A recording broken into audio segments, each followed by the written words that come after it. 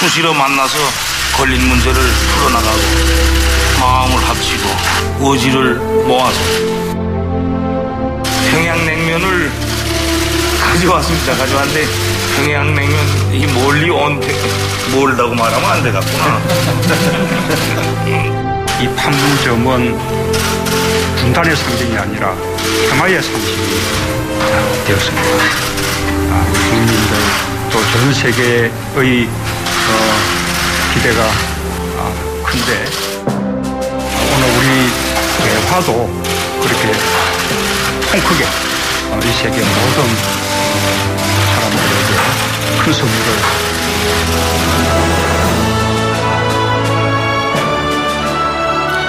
이동희 뉴스 정면 승부 3부 시작하겠습니다. 오늘 뉴스 정면 승부는 2018년 남북 정상회담을 맞아서 특집 토론으로 진행하고 있는데요.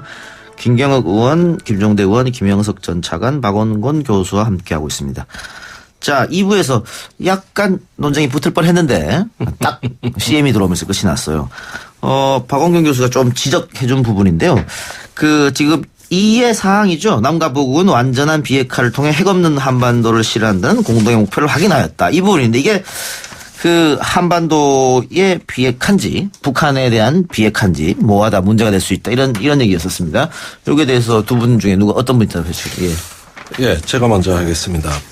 북한이 이야기하는 것은 북한의 자신의 어떤 비핵화 핵폐기 뿐만 아니라 주한미군에 대해서도 유사한 조치를 요구해 왔습니다. 예컨대 주한미군 핵사찰, 또 핵 반입 금지. 그다음에 이제 한반도에 제공되는 핵우산인데요. 핵으로 북한을 공격하지 않는 보장. 이런 것들이 다 포함되어야 북한의 입장에서는 한반도 비핵화다. 이렇게 이야기하고 있고 자기들에 대해서만은 비핵화를 요구하는 것은 부당하다는 입장입니다. 그러면은 여기서 이제 한반도 비핵화라는 건 그런 북한의 요구를 다 수용하겠다는 뜻이냐. 이런 부분에 이제 해석 논쟁이 벌어질 수 있다는 이야기인데 제 생각엔 그렇습니다. 우선 주한미군에 관한 부분은 이미 전술핵을 91년도에 예? 한반도에서 다 철수시켰기 때문에 사실 이 부분은 충분히 북한을 설득할 수 있다고 봅니다. 적어도 주한미군의 핵 투명성만큼은 미국이 책임 있게 보장할 수 있다. 그러나 주한미군 군사기지를 와서 북한이 사찰할 수는 없는 거 아닙니까? 이런 문제에 대해서 조금 더 북한하고는 조정할 여지가 있지만 충분히 설득 가능하다고 보고 그다음에 미 본토에서 북한에 대한 핵 공격 또는 핵 잠수함이 인근에 와서 공격을 한다든지 이런 문제들에 대한 우려 사항이 있을 수가 있는데 이 부분에 대해서도 북미 간에 이거는 대화가 좀 가능하다고 생각이 됩니다. 예. 우선 미국의 NPR 즉 핵태세 검토 보고서라는 것이 지금 모호하게 돼 있어서 비핵 국가에 대해서 미국이 핵 공격을 할 수 있느냐 없느냐 이게 아직도 논란이 되고 있어요. 그렇다면 제 생각에는 미국이 북한에 대해서 어떤 전략적 도발이 없는 한 어떤 북한에 대해서 핵을 사용하지 않겠다는 정치적인 약속을 하고 그러면서 양쪽이 북한 비핵화를 주축으로 하되 미국의 책임 있는 핵에 대한 좀 투명한 조치를 밝힘으로써 한반도 비핵화냐 북한 비핵화냐 하는 논의는 추후에 좁힐 수 있는 문제 아니냐. 그런 점에서 이 한반도 비핵화라는 표현은 북한의 요구를 우리가 들어준 건 맞습니다. 그러나 제가 생각하기에는 이 선언문에 나와 있지 않은 더 자세한 대화가 오고 갔을 걸로 보고 북미 회담으로 이어지리라고 보는 것이죠. 자, 그럼 김 의원님 이야기 듣고 또 바로 박 교수님 또 김 전 차관님 이야기 듣겠습니다. 이제 남북 협상이라고 하는 게 일방적인 요구만을 관철시키는 과정이라는 건 없습니다. 예. 상호주의죠. 그리고 사실 이행도 상호주의 원칙에 입각해서 말 대 말, 행동 대 행동 그렇게 해서 단계별 이행, 그 단계별 이행에 맞는 검증 이런 것들이 정확히 이루어지는 게 중요한 것이고요. 그런데 여기서 지금 이제 비핵화 문제에 관한 논란도 마찬가지라고 생각합니다. 그러니까 남한에는 핵무기를 둘 수 있는데 북한만 비핵화해라. 받아들이겠습니까? 그것은 역시 같이 마찬가지고요. 이러한 모든 논란들이 정리되어 있는 게 이미 있습니다. 그게 이제 과거에 우리 남북기본합의서 다음에 비핵화 공동선언 이런 게 있었는데 지금 이번 정상회담에서 가장 중요한 것은 이미 채택된 남북선언들과 모든 합의들을 철저히 이행한다라는 겁니다. 그러니까 여기서 어떤 뭐 새로운 대단한 합의를 만들어내서 어떤 이게 이루어지는 게 아니라 아직까지 잘 돼 있는 합의들을 제대로 이행되지 않고 거의 사문화되어 있는 합의서들을 이제 제대로 이행할 때다. 이게 중요하다라는 것을 강조한 것이고요. 그것이 이번 그 합의의 1-1챕터의 첫 번째 첫 항입니다. 예. 그래서 일단 이런 원칙을 적용을 하면은 그런 논란 없이 저는 기존에 합의된 내용들을 가지고 충분히 이행하는 것이 중요하다. 그런 면으로 해결할 수 있다라고 봅니다. 네. 논란이 될 수 있는 가능성을 완전히 배제를 못하는 것이요. 방금 김종대 의원님 말씀해 주신 게 결국 그 2016년 7월 달에 그 북한이 자신들의 표현에 의하면 공화국 대변인 성명으로 비핵화 5대 조건을 얘기를 했었죠. 근데 그 5대 조건 중에 첫 번째, 두 번째 맞습니다. 그건 이미 91년에 우리가 핵을 안 가졌기 때문에 해당이 안 되는 거고, 세 번째 같은 경우에는 미국이 조선반도에 핵 타격 수단을 다시는 끌어들이지 않겠다고 담보해라. 이것은 핵 전략 자산을 갖고 오지 말라니까 그것도 어떻게든지 조정이 가능합니다. 근데 문제는 네 번째, 우리 공화국에 핵을 사용하지 않겠다고 확역하라. 이것은 이제 소극적 안전 보장까지 되는 거고. 근데 다섯 번째가 문제가 남조선의 핵 사용권을 쥐고 있는 미군 철수를 선포하라라는 내용이거든요. 그리고 그거 말고 이제 가장 최근자는 국내 모 신문사가 4월 달에 발표한 거에 북한이 미국한테 제시했다라는 5대 대가가 있습니다. 비슷한 조건이죠. 거기도 지금 내용들이 들어있는 거죠. 그렇기 때문에 우리 문 대통령이 이런 논란을 피하기 위해서 주한미군 철수는 없다라고 얘기를 한 겁니다. 근데 지금 여기서 이렇게 이 발표가 되면 이 모든 논란이 원점으로 돌아갈 가능성이 저는 있다라는 부분이고요. 그래서 오늘 뭐 자유한국당 김무성 의원도 그런 비슷한 얘기를 지적을 한 것 같아요. 그렇죠. 그러니까 이거는 말씀드린 것처럼 어떻게 해석하느냐에 따라서 그냥 우리가 생각하는 것처럼 그냥 북한의 비핵화로 그렇게 읽을 수도 있고 아니면 조선반도 비핵화 아니면 한 발 더 나가서 조선반도 비핵 지대화까지 있는 거죠. 예. 그렇게 읽을 여지가 있다라는 겁니다. 알겠습니다. 그럼에도 제가 북한 측면에서 왜 이렇게 또 한국이 쓸 수밖에 없었냐 한 말씀만 더 드린다면 그것을 이제 한국 정부에서는 피하기 위해서 아까 말씀한 사망의 4절의 밑에 보면 남과 북은 북측이 취하고 있는 주동적인 조치들이라는 얘기가 들어가 있어요. 그러니까 제가 남과 북이 이제 이것에 대해서 협상을 할 때 만약에 이거 북한이 하는 주동적인 조치마저 빠지면 정말로 이것은 논란의 여지가 있는데 바로 붙어 있기 때문에 이것은 북한의 비핵화다라고 해석할 여지를 좀 높여놓은 거죠. 예. 그러니까 그럼에도 조금 아쉬운 점은 있다라고 제가 계속 차관 이야기 듣고 이제 김종대 의원 얘기 들을게요. 예. 이제 비핵화 부분에 대해서는 여러 가지 논란이 있을 수가 있는데요.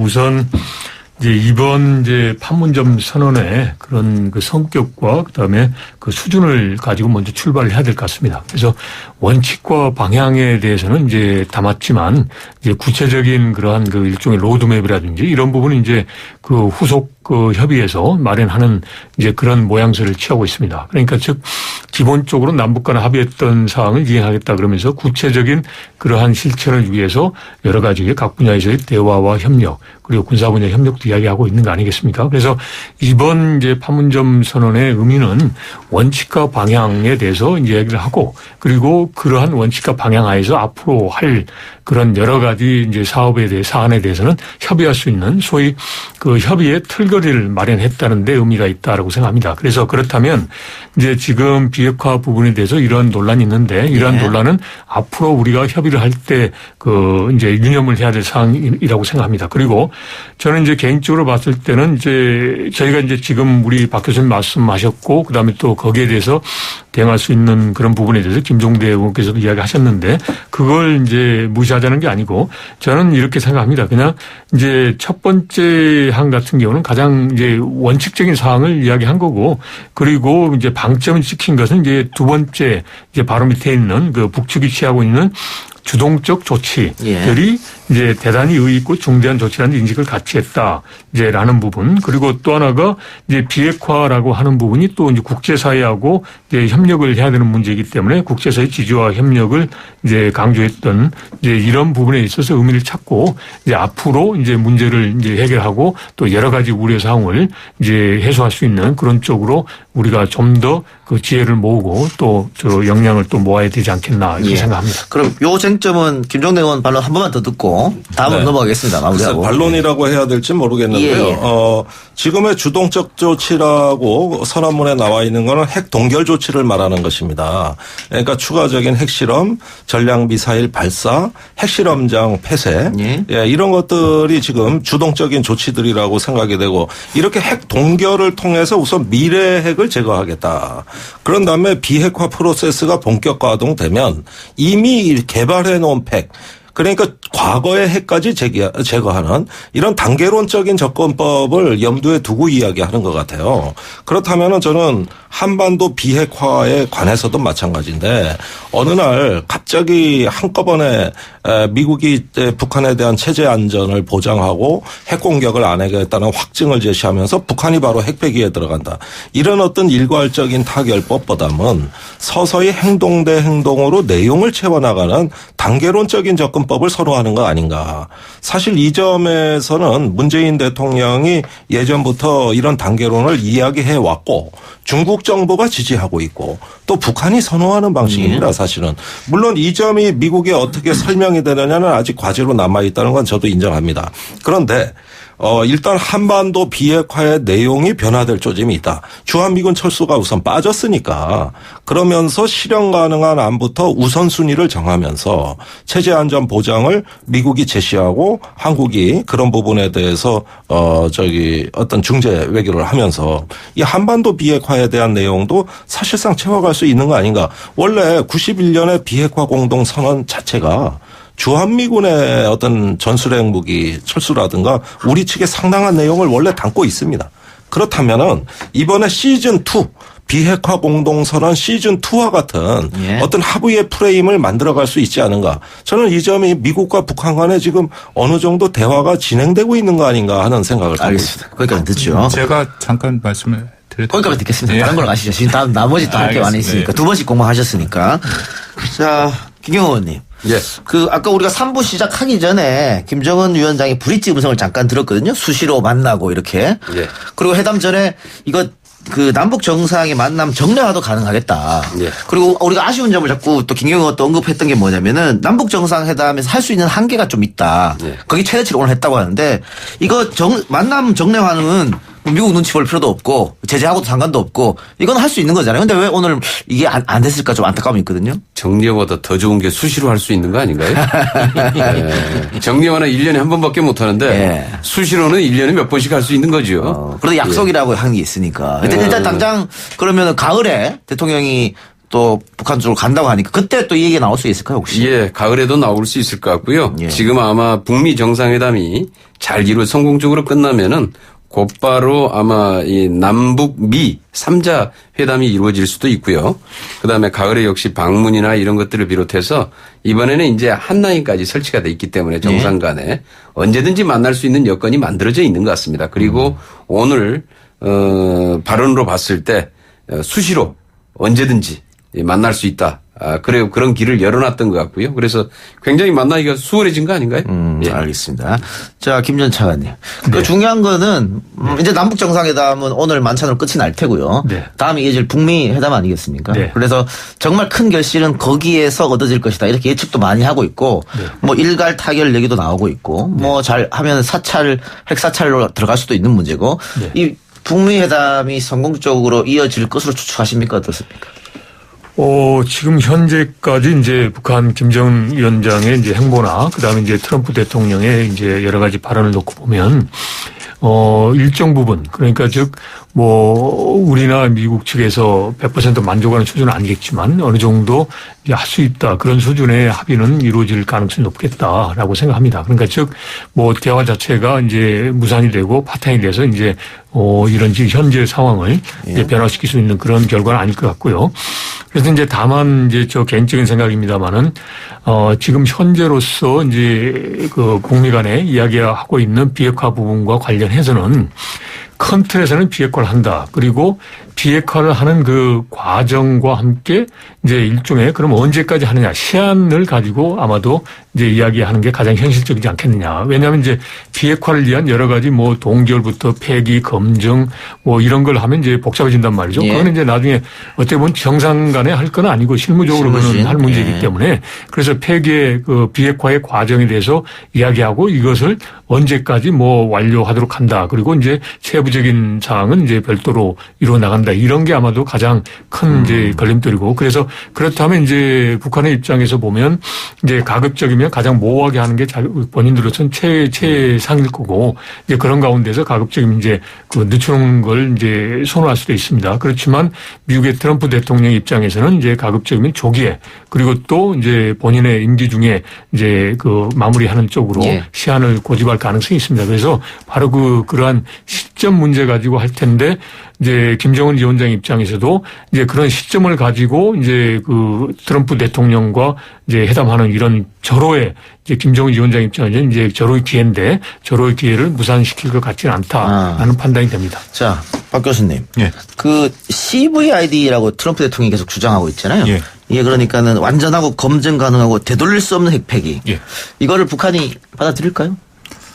북한을 받아들이도록 하는 것이 뭐 트럼프 행정부의 목표고 한국 정부의 목표도 마찬가지입니다. 이것은 계속 얘기를 하고 있고요. 이게 왜 그러냐면은 우리가 그 전에 지금 그 북한의 핵 폐기 과정에서 북한 핵 비핵화 과정에서 늘 어려움을 겪었던 것이 일단 동결은 어떻게든지 예. 성공을 했죠. 예. 그다음에 신고까지는 했는데 그다음에 검증 단계에서 이제 매번 넘어간 거죠. 그것이 이제 뭐 실패를 한 것이고 그래서 결국은 폐기까지 가지 못한 부분이 있었다라는 겁니다. 근데 CVID 같은 경우에는 어쨌든 이 과정이 다 이루어져야 최종적인 비핵화가 된다라는 그런 입장이고요. 그래서 미국의 입장은 저희 차관님 말씀하신 것처럼 여태까지 지금까지 미국 간의 논의가 된 거 보면 기본적으로 김정은 위원장의 핵 의지, 비핵화 의지에 대해서는 미국도 어느 정도 인정을 합니다. 근데 다만 이제 두 가지가 걸려 있는 것이 첫 번째는 비핵화의 속도죠. 그러니까 뭐 미국은 당연히 빠른 비핵화를 원하는 것이고 또 하나는 보상 문제입니다. 이것이 저는 뭐 심각한 문제라고 생각을 하는데 보상을 뭐 계속 지금 트럼프 대통령도 얘기했고 그저께 수잔 선턴 동아태 담당 차관보 대행이 와서도 똑같은 얘기를 한 것이 마지막 완전한 비핵화 때까지 보상을 할 수 없다라는 예. 얘기를 계속 되풀이를 한 거죠. 그렇기 때문에 이제 우리 문 대통령도 결국 악마는 디테일에 있다라고 하면서 이것을 해결하기 위한 창의적인 방안이 필요하다. 이제 그 얘기를 했는데 근데 제가 계속 다시 어쩔 수 없이 말씀을 드리는 게 이 가장 전제가 된 이 비핵화 의지에 대해서 만약에 다시 이렇게 해석상의 문제가 제기가 된다면 이 진전하기가 굉장히 좀 어려워지는 그런 부분이 있습니다. 다만 한 가지만 더 마지막으로 말씀을 드리면 이것에 대해서 아까 김 의원님도 말씀하신 것처럼 남북 간에 많은 얘기가 오고 갔을 거예요. 근데 예. 지금 이것이 이렇게밖에 나올 수 없는 것을 그나마 제가 가장 선의로 선택을 한다면 첫째는 북한이 미국과의 이제 앞으로 협상을 앞두고 있는데 너무나도 명확하게 자신의 카드를 다 보여주면 그다음에 미국 협상에서 북한의 영향력이 확 줄어들 가능성이 첫 번째고 두 번째는 핵 폐기와 이 비핵화에 대한 명확한 의지를 김정은 위원장이 만약 밝힌다면 대내적으로 북한 내에서도 지금 이것이 단계가 필요해서 지금 넘어가고 병진 노선도 폐지는 아니지만 노선에 성공을 하고 지금 노선이 변경되고 있는 그런 거 아닙니까? 그러니까 일종의 시간 벌기다. 만약에 가장 선의로 해석한다면 그 정도가 가능할 것 같습니다. 알겠습니다. 자, 여기까지만 듣고요. 두 분의 북미 회담 전망은 4부에서 마저 듣는 걸로 하겠습니다. 네, 4부로 계속해서 토론이 이어지겠습니다. 자, 북미 회담 전망 이야기가 중단됐는데요. 근데 김종대 의원부터 얘기하실까요? 네. 제 생각에는, 지금까지 어떤 전문가들이 분석해 온 대로 어떤 하나의 어떤 논리적인 흐름을 이미 초월해서, 예. 트럼프 대통령이 적극적인 의지를 가지고, 북한을 이 기회에 본인의 어떤 걱정거리에서 완전히 지워버리겠다. 그러면서 중간 선거 전까지 어떤 기념비적인 성과를 올리겠다. 이런 어떤 의지는 확실히 확인이 됩니다. 문제는 우리 박원권 교수님께서 제기해 주신 대로 비핵화의 문제를 어떻게 논리적으로 포장할 거냐. 이 문제가 남아있기는 합니다만은 제가 보기에는 지금까지 미국과 북한이 얘기했던 데서 그래도 다만 한 걸음씩 양보해가지고 새로운 프레임이 나올 수 있다고 저는 보고 있습니다. 이번에 남북 정상회담은 이 과정 자체가 북한의 체제 안전을 보장하는 하나의 과정으로 이해가 될 수 있습니다. 우리가 미국 측에 설득하는 건 뭐냐 하면은 어떤 북한이 갖고 있는 군사적인 두려움과 공포 이런 부분을 한국 정부가 상당 부분 책임지고 관리하고 있다. 이번 정상회담에서 그런 부분이 전면에 나섰다. 그러니까 미국이 약간의 북한에 대한 더 성의 있는 체제 안전 보장 조치를 조금만 더 적극적으로 해준다면 예. 북한의 어떤 검증 가능한 영역으로 비핵화를 가시권 안에 진입할 수 있는 협상이 가능하다. 그래서 이러한 핵협상을 할 때도 오만 국왕이라는 훌륭한 중재자가 있었기 때문에 핵협상이 타결이 됐듯이 이번에도 한국 정부라는 존재를 생각한다면 북미 회담에 어떤 가장 우리를 구속시키는 그 안보 딜레마가 돌파되거나 해소될 수 있는 영역이 저는 존재할 거라고 믿고 있습니다. 예, 김경호 의원님. 예, 이번에 그 3월 말인가요? 3월 말 4월 초에 폼페이오 지금 현재 이제 국무장관인데 국무장관 내정자가 당시 이제 북한을 방문해서 김정은 위원장 또는 이제 그쪽에 다 직접 그 파트너까지 직접 다 만났죠. 그 만난 결과를 보면은 그 다음에 아주 미국에서 나온 반응들이 굉장히 달라졌습니다. 예. 그러니까 좋은 의도와 좋은 일이 일어나도록 해준다고 믿는다. 이게 이제 미일 정상회담에서 트럼프 대통령의 얘기고요. 그 다음에 한국 전쟁의 종전 문제 논의를 축복한다. 김정은 위원장에 대해서 열려있고 훌륭하다. 매우 좋은 논의를 했다.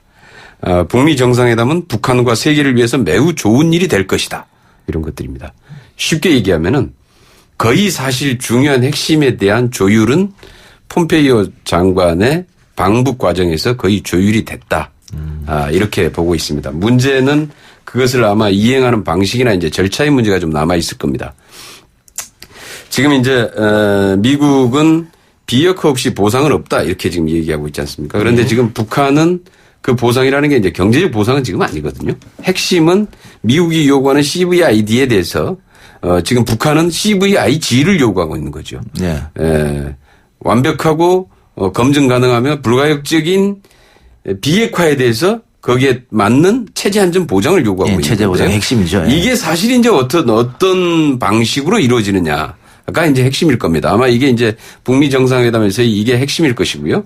거기에 따라서 북미 정상회담의 성공 여부가 아마 이제 결정이 날 것으로 보여집니다. 그런데 이제 지금 현재 북한은 최대의 관심사가 결국 체제 안전 보장에 대한 문제이기 때문에 그 비핵화의 수준에 맞는 체제 안전 보장을 요구할 것이고 이게 아직 서로 간에 그러나 이거 서로 상대를 믿을 수 있어? 예. 라고 하는 의구심이 남아있는 거죠. 그러니까 이걸 해결하는 방식이 결국은 뭐겠느냐. 그것은 단계적으로 이행하면서 한 단계마다 이행이 될 때마다 이행을 확인하고 검증하는 장치가 필요할 것이다. 이렇게 보고 있습니다. 그래서 그런 방식의 합의로 간다면 충분히 북미 정상회담은 성공할 것이고 또 이것이 이제 나중에 협정 문제로까지 체결이 가능할 것이다 이렇게 보고 있습니다. 이미 물밑 접촉이 많이 됐을 것이다. 예. 굉장히 낙관적으로 지금 보고 계신 거네요. 예, 그렇습니다. 알겠습니다. 그 뭐 첫 술에 배부를 수 없습니다만은 우리가 또 국민들이 빨리빨리 이런 걸 좋아하기 때문에 벌써부터 그럼 언제 이 최종 비핵화 목표가 달성될 것이냐 벌써 이런 얘기를 하는 것 같아요. 또 그 홍준표 자유한국당 대표가 대통령하고 1대1 면담하고 나서 그런 얘기 했죠. 6개월 1년 이런 얘기 했지 않습니까? 네. 전문가적 시각으로 봤을 때는 얼마나 걸릴 거라고 보십니까?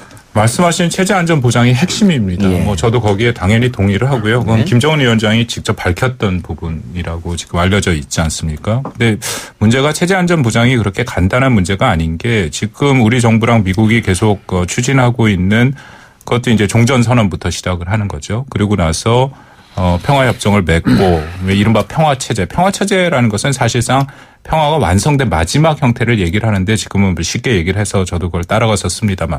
근데 문제가 이런 모든 거는 일종의 협정이다라는 거죠. 근데 북한의 김정은 위원장 입장에서는 그 핵 보급을 아무런 그런 구속력이 없는 협정을만으로 포기할 수 있을 것인가.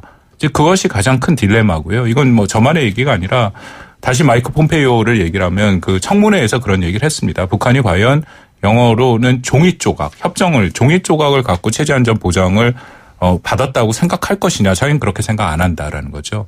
그러면 어쩔 수 없이 거기에 더불어서 이제 군사적인 조치가 들어가야 되는데 군사적인 조치는 아까 김종대 의원님이랑 말씀 나눈 예를 들어서 이제 주한미군 철수가 또 핵심으로 걸려 들어가는 거죠. 근데 거기에 대해서는 우리 대통령이 명확하게 주한미군 철수는 없다라고 지금 얘기를 한 거고 수잔 선턴도 엊그저께 와서 주한미군 철수는 고려하지 않고 있다라는 겁니다.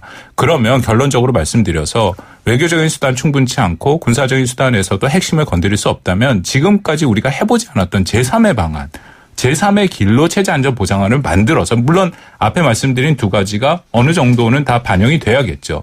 그렇게 해서 북한의 김정은 위원장이 받아들일 수 있는 것 또 우리가 한국과 한미가 동맹 차원에서 받아들일 수 있는 수준을 만들어서 그걸 갖고 설득을 해야 이번에 비핵화에 대한 가능성이 높아진다라고 생각을 합니다. 네, 잘은 아닙니다만은 그 체제 안전에 대해서 저는 그래서 북미 수교가 정답이라고 봐요. 물론 어떤 과정은 절차는 있겠습니다만은 사실 북한과 미국이 어떤 수교의 정상화의 관계로 진입하는 거 저는 이거라고 봅니다. 사실 베트남도 미국하고 이제 관계가 복원되고 나서 경제가 성장했고 오늘날 중국도 마오쩌둥 시절에 미중 수교를 했기 때문에 등소평의 개혁 개방이 가능했던 거고 모든 아시아 국가들의 발전 경로가 미국과의 관계를 통해 가지고 안보와 주권의 문제가 해결됐을 때 네. 이것이 북한이 이제 경제로 전략 전환을 하는 관건이라고 보여지거든요. 또 북한 스스로도 그렇게 인식을 하는 것 같습니다.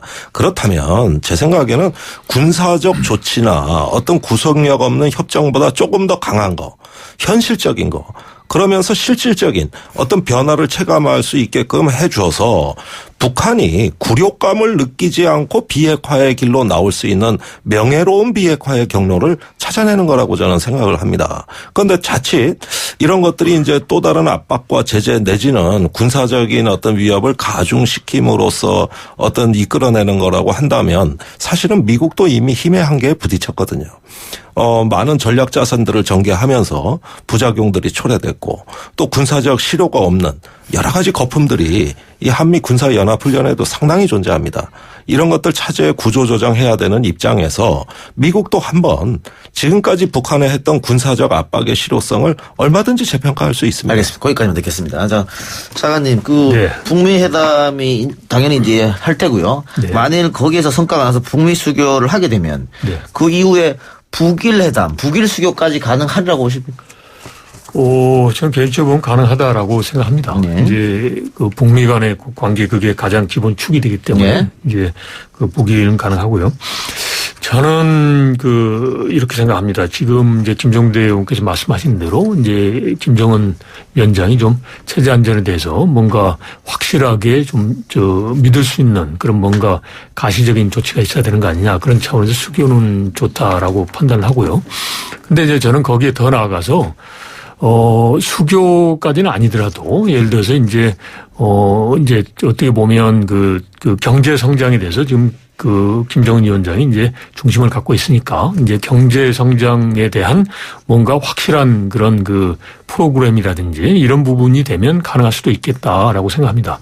우선 이제 오늘 이제 정상회담 할 때 우리 문재인 대통령께서 이제 백두산을 이제 방문했으면 좋겠다. 북측 지역에서 그랬더니 이제 하는 게 평창 동계올림픽이 있을 때 그런 고속철 이런 걸 봤더니 이제 북한 내에서는 이제 여러 가지 불편하다. 그래서 불편한 게 이제 해소되고 난 다음에 이제 모실 수 있도록 하겠다. 이런 얘기를 한단 말이죠. 그건 뭐냐면 이제 경제 부분에 대해서 이제 집중하고 그런 부분에 대해서 이제 과거 같으면 선전 차원에서 뭐 이게 우리가 하죠. 이렇게 할 수 있는 걸 이런 식으로 이야기한다는 거죠. 그러면 이제 저희가 활용할 수 있는 부분은 이제 김정은 위원장이 최초에 북한 주민에 대해서도 이제 공개적으로 약속했던 것처럼 북한 주민들의 허리띠를 더 이상 졸라매지 않도록 경제 성장을 하겠다는 게 의지가 강하단 말이죠. 그러면 그걸 활용하면 이제 비핵화 부분도 열릴 수도 있겠다. 왜냐하면 저는 이렇게 생각합니다. 그 서해에서 이제 갈마도인가요? 이제 그게 이제 선부대를 김정은 위원장이 이제 3번을 이제 공개적으로 방문을 합니다. 그러면 예를 들어서 북한의 체제에 대한 그런 우리나 이제 국제사회가 이제 김정은 위원장에 대해서 이제 위해를 가할 것이다라고 생각하면 정말 그런 배를 타고서 선부대를 이제 방문할 수는 없습니다. 그러니까 이미 저는 제가 보기에 이제 김정은 위원장이 생각하는 국무위원장이 생각하는 거는 이제 말은 체제 안전이다라고 하지만 이제 우리나 이제 국제사회가 이제 북한에 대해서 소위 카다피에 대한 그런 비극적인 종말에 대해서 자꾸 이야기한다는 거 아닙니까? 그렇지만은 실질적으로 이제 우리나 국제사회가 이제 북한을 그런 쪽으로 해서 이제 결말을 이제 하려고 하는 게 아니다라는 나름의 이제 확신이 있지 않겠느냐라고 생각합니다. 그래서 그렇다면 이제 이런 부분에 체제 안전을 위한 여러 가지 북미 수교라든지 이런 부분도 하면서 이제 구체적으로 비핵화의 그런 과정에 맞춰서 이제 지금 이제 강조하는 그런 경제 부분도 이제 하면은 어느 정도 좀 이끌어낼 수도 있겠다라는 조심스러운 이제 전망을 합니다. 뭐 비핵화에서 역시 가장 중요한 문제는 체제 보장 이거네요. 네, 알겠습니다. 자, 이제 마지막으로 두 분 국회의원님한테 좀 여쭙겠는데요. 지금 남북 간 합의에 관해서 이제 국회 비준에 대한 얘기가 또 나온 것 같아요. 문재인 대통령도 국회 비준은 해야 된다 이런 입장인 거죠. 이게 아마 정권이 바뀌면은 뭐 그 앞에 있던 선언들 다 손바닥 뒤집듯이 뒤집어 버리니까 국회에서 차제 비준을 해서 계속해서 이어질 수 있도록 이런 생각으로 하신 이야기 아닙니까? 어떻게? 남북 관계가 안정적이고 지속적으로 발전하기 위해서는 이게 제도화 되는 건 굉장히 중요하다라고 생각합니다. 그런데 이제 남북 합의의 내용에 따라서 필요에 따라서는 반드시 비준을 받아야 될 상황이 있고 받지 않아도 되는 상황이 있는데요.